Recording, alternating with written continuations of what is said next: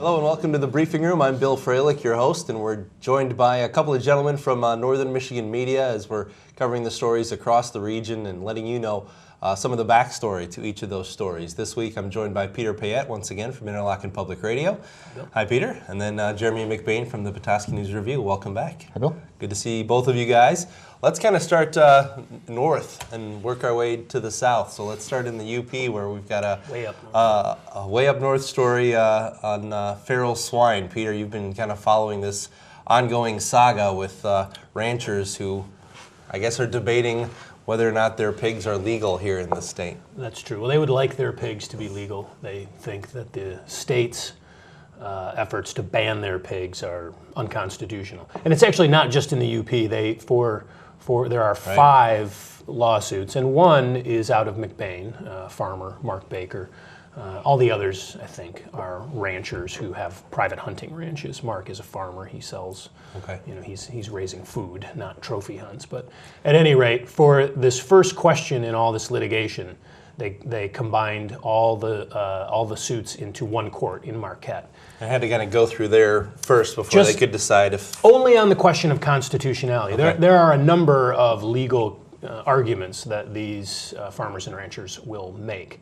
But the first one was that on what they call, I think, a first impression, that this law is unconstitutional. And their argument is that it's unclear, it's vague, it's confusing. If you look at the law, the state has a list of banned species. So, for instance, Asian carp would be on this list. Most of the organisms on the list are fairly short. They have a scientific name and a common name.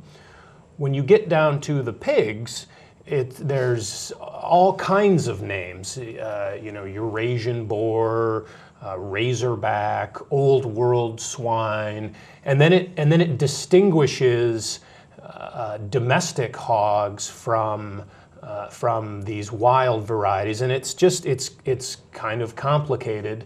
And these farmers claim it's confusing, and then in addition, the state put out this list of characteristics and said, here are the characteristics of the pigs that we are looking for, and described the hair type and the coloration and the tails. And they say that, and the last item on that list is other characteristics to be identified by the scientific community or something to that effect. So the farmers tried to argue that you can't put this rule on us because there's no way to know if you're actually violating the rule.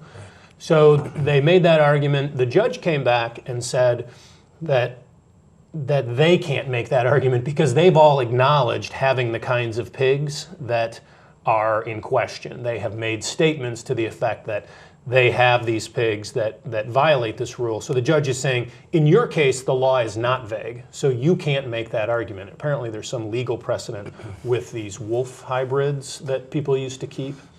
So it's sort of a technicality or a legal matter. The judge said, no, you can't do that. Doesn't apply. If they came forward and said, I don't know if my pig is on this list, now we're going to court, maybe that would have been a different story. Perhaps.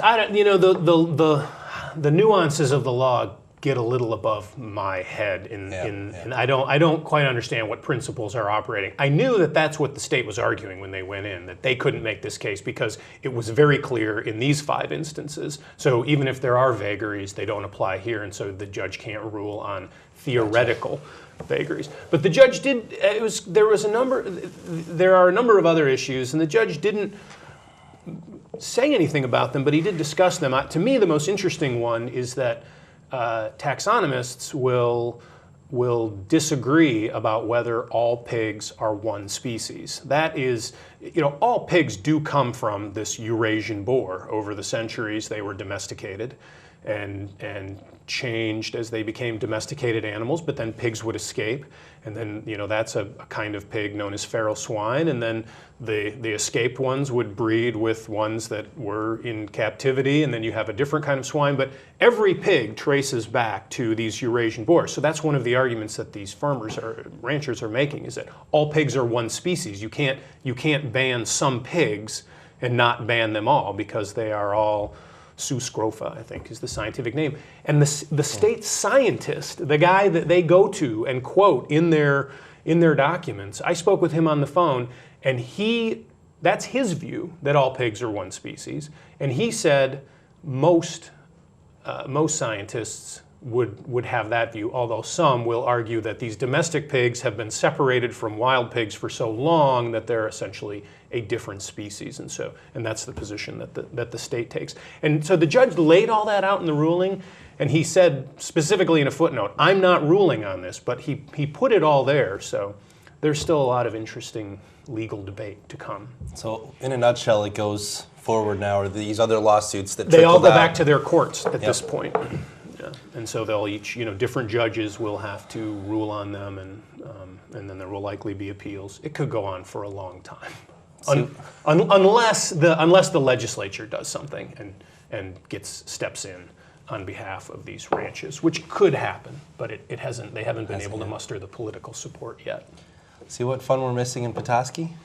You need some more feral swine up there. No? No. You got your hands That's full. good. Yeah, I got my hands full. Well, what is on your agenda, Jeremy? And I know Agenda 21 is something that kind of came up in your region. And Peter, you want to jump in on this one as well. Charlevoix kind of took this issue up recently. Is that right? The city? Is it the city council? No, it was county commission. County commission. Okay. That was we had a local gentleman who came in, and he wanted the county commission to pass a proposal opposing Agenda 21, which was basically a document, a guideline for sustainability that was proposed by some UN commission and signed by George Herbert Walker Bush back in 1992. It holds no rule of law. It's just basically a guideline, a suggestion book on land use. That's all it is. Yeah, we're hearing a lot about this over the past, 6-9 months, but it just seems to be these little pockets of interest. It's come up everywhere. Yeah. It's in the Charlevoix County case, this guy came before the county commission on it. The county commissioners sort of listened to him, I guess. One commissioner said, well, maybe we should, before we vote on this, we should look into this a little more. The rest of the commissioners said, nah. And they went ahead and voted it. Never read it. Didn't know anything that they were talking about. So it came up and it was voted on at the same meeting? Voted on at the same meeting. I don't even think they read their own proposal when they voted on it. And we were talking earlier that the very next item on the county commission's budget was brownfield development with wanted EPA money. So I didn't think they didn't understand what they were voting on. But this keeps coming up. This is Agenda 21. It's a conspiracy theory that's out there. It keeps popping up in these little pockets, and it's being pushed pretty hardcore by some in political power, like Casperson is one of the big promoters of it. Is anti-Agenda 21. And Greg McMaster. And Greg McMaster. In the 105th. Yeah. Which is, to me, in the news business, baffling to me, because it's a conspiracy theory. There is no real fact to it. It's just a guideline, and we have told them this several times. People, in higher government offices and the UN and such as that said, okay, you're being odd, but this isn't really something that needs to be worried about. It's been about 20 years old, and they're going nuts about it. I don't get it, to be honest. I don't understand why this is all of a sudden an issue with certain people. Well, why is it a local issue? Well, I think it's just a new face of an old debate, and that debate is the tension between private property rights and the community's need to manage things through the power of government. We don't have absolute private property rights. I can't build a nuclear waste dump at my house on 6th Street and say, well, this is my property, I can do what I want here. That wouldn't work. But on the other hand, we don't want a government that tells me every little thing that I can or can't do with my property. The issue I see with the Agenda 21 is, as Jeremy says, it's a document of ideas, many people embrace a lot of those ideas who have never read Agenda 21. And by making it about Agenda 21, you're getting away from the real debate and short-circuiting it by saying, "Oh well, that's Agenda 21. You're a globalist. You're a part of some scheme." When it's a very legitimate debate, and it's constant, and it as we have more and more people living in northern Michigan, it becomes these issues are exacerbated as you're trying to preserve lakes and all the things that we love up here and that our economy is built on. And yet give people, It seems to me to be hurting their debate. I mean, there's a valid debate there, a land use debate. And when you start using in a valid debate a conspiracy theory to try and pump up your debate or pump up your argument, you're hurting your argument. You lose it, yeah. You just kind of shut it down with the notion of the crazy people all coming out of the woodwork. Yeah, I mean, there's as you said, there's a validity to the basics of what they're looking at, which is land use. How do we want to use our land? And it's being lost in this. Where one of the places when I spoke with Senator Casperson and Representative McMaster, one of the examples that they give is a very real harm to the economy in Vanderbilt, which is a little town right off the highway, and it's the gateway to the Pigeon River Country State Forest, because you get off there and you drive 8 miles in and you're at basically the heart of Pigeon River Country. And there were some changes a few years back, I think in '08, to horse riding regulations there. Yes. And I don't know that it's even debatable that it really harmed the economy of that village, because that was one group. I talked to a restaurateur. This was sort of, what's the word, ironic. He ran the Gateway restaurant, and he closed it not long after they changed the horseback rules. And he said that at that point, traffic had slowed down. Gas was really expensive in '08, and the horseback riders were one group that still kept coming. And they made up a lot of his business. And when the rules were changed in the Pigeon River Country, he didn't have a viable business anymore. He shut it down. Now he's running a thrift shop in that space because he owns the building. And Vanderbilt has seen better days. And so then they say this is the example of the sort of thing that is going on, but any direct connection to the United Nations or Agenda 21 is missing. And even Representative McMaster will, and he has sponsored the bill to ban Agenda 21 in Michigan and make it illegal for any government to have anything to do with it or even ideas that are traceable to it. It's a little vague. And even he will say he's not entirely sure what the effect of his bill would be. That's why he's proposed the bill to have hearings to discuss this. But that's the sort of thing that it starts from, and then it ends up in these proposals to ban a report that's 20 years old. He's hurting his credibility, even on the issue.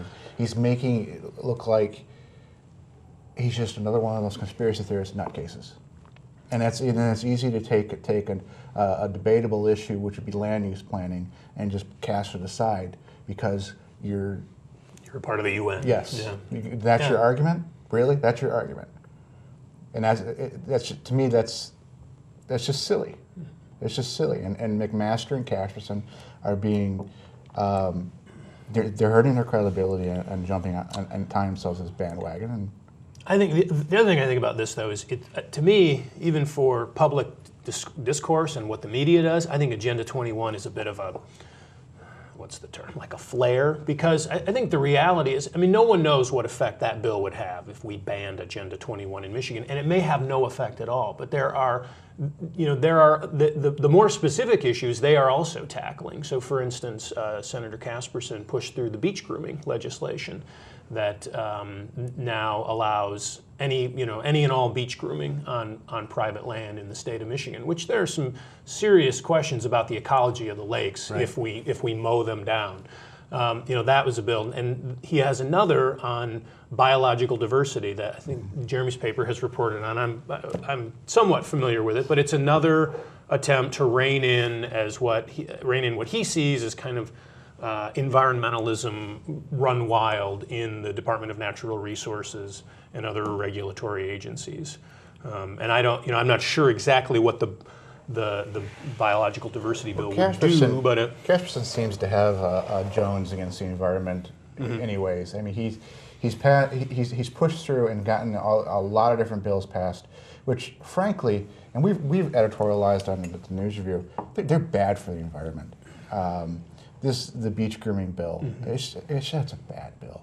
His bill that he was trying to push through about land conservancies losing their tax exempt status unless they allowed like ATVs on the land. Yep. Another bad bill. That's a big deal. And then now this biodiversity, it's what we're seeing in this bill is just another bad bill, another anti-environment bill out of Casperson.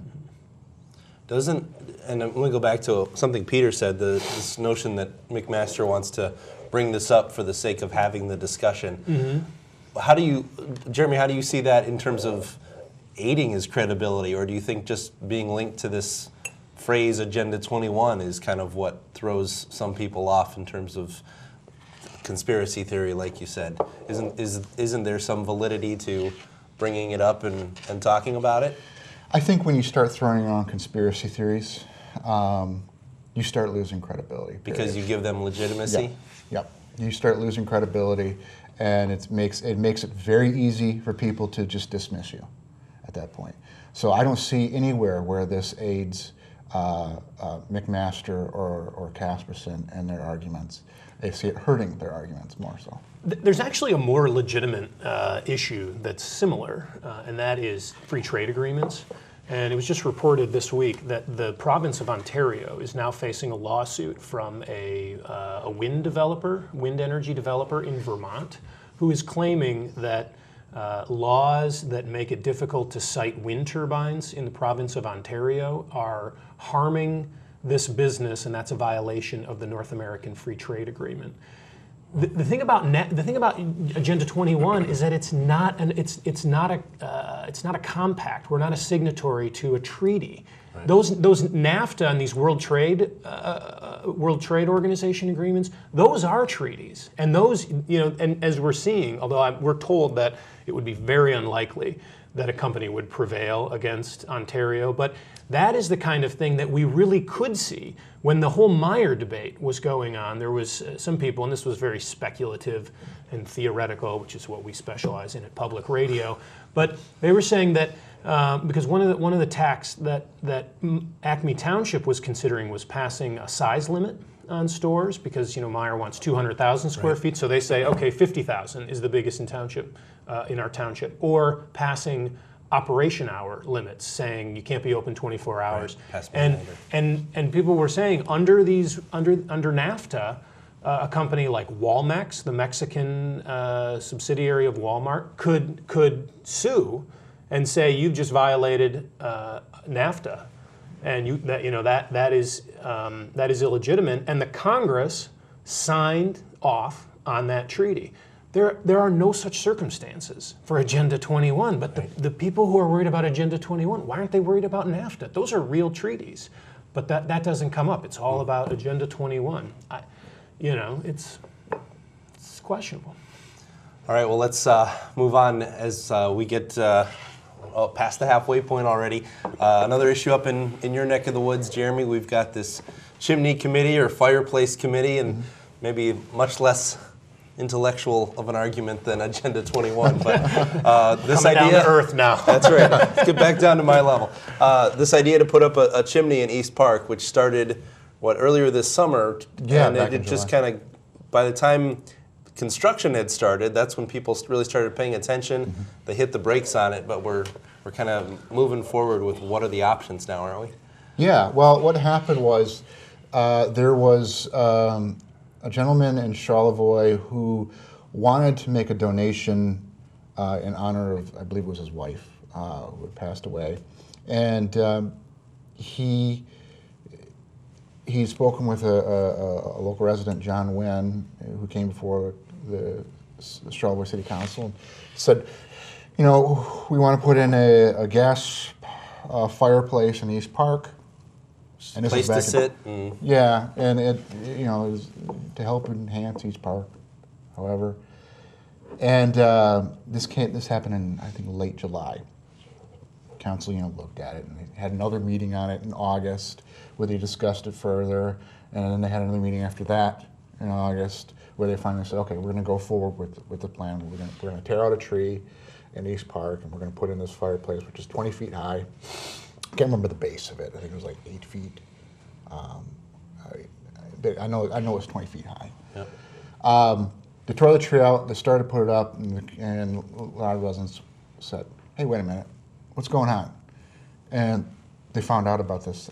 And by the way, in every single one of these instances in the city council meetings, the Petoskey News Review, the Charlevoix Courier, and other newspapers reported on them. Right. And said this was this is in the public forum. Yeah, in the public forum it was, and but the community said, "Well, we didn't know anything about this," and they wanted it stopped. And there was a big ruckus about it in Charlevoix, and city council stopped planning of it. First, they said, well, we had these meetings already, and citizens said, well, we want this to stop. So kind of the city council stopped it, and but it was just started, and they had the base of it started up. Yeah. And now they're discussing the issue at this time. And what it turns out was that the gentleman who wanted to make the donation, he originally wanted to make a donation to the fountain in East Park. There's a little interactive fountain on East Park. And went to John Wynn about it, and John said, well, how about if we have him build a fireplace instead of, because that's the fountain's already built. So the fireplace was actually John Wynn's idea, and so he came to the city commission on it. So, long story short, we've got this base of a fireplace sitting in East Park where a tree used to be. The city's up in arms about it. They're not really sure what's going to happen with the future of the project. Is there going to be a fireplace? Isn't there going to be a fireplace? Is it going to be put somewhere else? Is it going to be in that location? And in the meantime, that they're trying to decide this, there are recall petitions being circulated in the city, and various council members who have voted on this. And gotta love local politics. Yeah, so everything is, they're all up in arms about it right now. Yeah. So we've got this committee now that's kind of evaluating it. I mean, have you heard a range of options? Are we talking about yanking it out and planting a tree, which we just took out, or are we talking about shortening it to 5 feet instead of 20? Or they're talking. It's not built. It's built, or it's been it's cleared to build it. Well, it's been cleared. The tree was cleared out, and then they started to build it. Oh, okay. So there's like this wooden base, and there's some like bricks and stuff like that. The base laid down, and then they stopped it, and they put It's like the Tower of Babel right now. Yeah, it's maybe 3, 4 feet high. Yeah. And then they put some boards around it to shield it, or to screen it off. Now that it's partly built. Throw blue tarp So maybe over it that'll for be the winter. Charlevoix's version of a big hole. I mean, because Petoskey has had a very large hole for a long time, and Traverse City has some holes. Things that were started. So finished? this will be to scale for Charlevoix. Yeah, there we go. That's a good way of looking at it, actually. I don't wish that on Charlevoix. Blue tarp around the East Park. So yeah, there's discussions on tearing out what they started and just replanting a tree. There's discussions on just going forward with the project and having a smaller version of this fireplace, which, by the way, would cost the city. The project was donated to the city, but to pay for the gas to heat the fireplace would be like, I think it was around $7,000 a year. So they're talking maybe a smaller fireplace. They're talking about maybe putting the fireplace in a different location in Charlevoix. So there's a range of options. And how far are we in this recall petition process? Just started. There was one recall that had been started earlier, pushed by a resident named Julie Roth. I think her name is Roth. Against city council member Jill Pica, and there was some wording issues apparently with it, and it was rejected. So, but she's come back apparently with a new recall now, and then I just found out yesterday that another recall was started on a different city council member. So I know of at least 2 recalls started up. And on top of that, in the November election, there were several write-in candidates against current city council members. All the write-in candidates lost. It's difficult to win as a write-in candidate. But because of this issue? Because of this issue, yeah. Wow. So the town's pretty much up in arms about it. All right, let's close with you, Peter, and talk about rental housing in Traverse City. That issue, we've talked about that issue for years. It's rearing its ugly head again. Well, I think they're trying to rear their head while keeping their head down this time. But people may recall that a few years ago, there was a proposal to allow what are sometimes called granny flats. And this is typically a little apartment above a garage where your grandmother might live, or anybody. There are many city residents who don't like rentals. They don't want rental properties in the neighborhoods. They think it detracts and causes harm. They just don't want it, and they came out in droves to beat the proposal down. And it was very controversial, as affordable housing discussions often are. And so, but basically that conversation is coming back. Traverse Heights, which is the neighborhood around, I guess sort of near the Civic Center in that area, those folks are talking about it for their neighborhood. And there's actually my neighborhood, Kids Creek, we've discussed it too, but not much. But Traverse Heights, there seems to be some consensus in the neighborhood that they would like to allow these. And the argument is that there's a lot more control over an accessory dwelling unit, because, for instance, the law would require that the owner live there. That if you're going to, a landlord couldn't have a house and then build an accessory dwelling unit. Only somebody living there could do that, which changes the dynamic of the rental property. Controls like that, they're saying, that would make it palatable. We could do it. It'd be just a small thing, a kind of a small step in that direction.